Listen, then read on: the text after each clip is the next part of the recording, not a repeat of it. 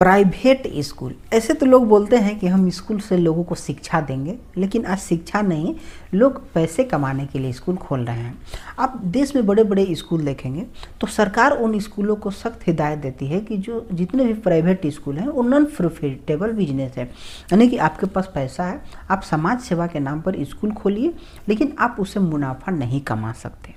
इसके अलावा सरकार हर प्राइवेट स्कूल को बोलती है कि आप अपने स्कूल के 1-1.5 किलोमीटर 2 किलोमीटर के अंतराल में जितने भी गरीब बच्चे हैं उसे आप अपने स्कूल में एडमिशन कराएं, और कम से कम 25% ऐसे लोग होने चाहिए जो गरीबी कोटा के लोग हों और जो आपको फीस नहीं दे पाते हों। गरीब लोगों को आप अपने स्कूल में भर्ती करें, लेकिन ऐसे लोगों को जब अपने स्कूल में एडमिशन किया जाता है तो उनसे पहले ही 50,000 रुपया 1 लाख रुपया ले लिया जाता है डोनेशन के नाम पर।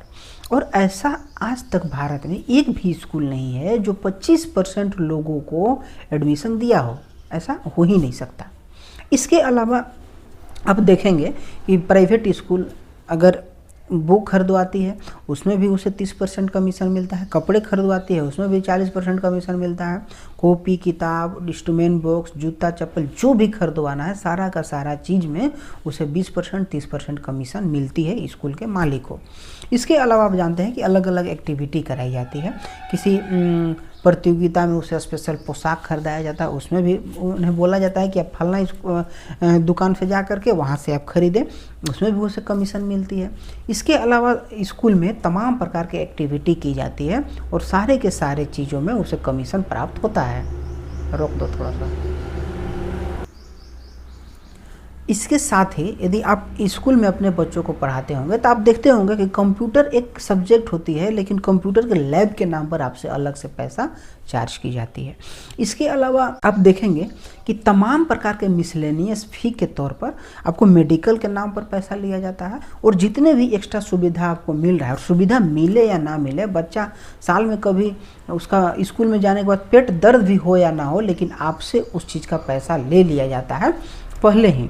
अब बच्चों को आईडी कार्ड देने का स्कूल का प्रावधान होता है कि हम अपने बच्चों को आईडी कार्ड देंगे, लेकिन उस आईडी कार्ड का भी बच्चों से 100-150 रुपया वसूल लिया जाता है। तो आप सोचिए कि एक स्कूल में इतने बच्चे होते हैं, उनसे 100-150 रुपया भी लिया तो स्कूल के खाते में कितना पैसा आ गया। इसके अलावा लैब के नाम पर जो पैसे लिए जाते हैं, उन बच्चों को लैब के नाम पर बस यूँ ही ठेंगा दिखा दिया जाता है। जब लैब होता है तब बोला जाता है कि फुल है, और उन्हें लैब समय समय पर दिया भी नहीं जाता जिस प्रकार से उनका रूटीन बना होता है। इसके अलावा जब बच्चों को एग्ज़ाम भी देना है तो एग्ज़ाम फी भी बच्चों से ही वसूला जाएगा। टीचर है, टीचर का काम है कि एग्ज़ाम लेंगे, स्कूल में पढ़ा रहे हैं तो एग्ज़ाम तो लेना ही है, लेकिन एग्ज़ाम शुल्क भी बच्चों से ही लेना है। यानी कि कुल मिलाकर के साल भर कुछ न कुछ के नाम पर उनसे पैसा लिया जाता है। यदि बस किराया लेना है, कहीं खर्चा हो रहा है बच्चे को महीना में 3,000 तो उसे ले लिया जा रहा है 6,000 9,000, और इस प्रकार से उन्हें दोगुना तिगुना पैसा वसूला जाता है। तो आप सोचिए कि इस प्रकार से यदि भारत में स्थिति चलती रहेगी तो शिक्षा आम बच्चों से कितना दूर चला जाएगा। जो मिडिल क्लास के जो अभिभावक होंगे वो अपने बच्चे को कैसे शिक्षा दे सकते हैं। और एक चीज़ और होता है कि जो भी कमीशन कमा रहे हैं वो तो ठीक है, लेकिन उसमें इतने ज़्यादा दामों में जहाँ पर 1,000 में बुक हो जाना चाहिए था वहाँ बच्चों से 8,000 9,000 वसूला जा रहा है, और उसमें से 30% 40% कमीशन कट करके जा रहा है स्कूल वाले को। तो सोचिए कि किस प्रकार से धांधली चल रही है एजुकेशन के नाम पर। तो लोगों से क्या उम्मीद किया जा सकता है सरकार से कि लोग अपने बच्चों को अच्छे स्कूल में भेज सकते हैं, पढ़ा सकते हैं।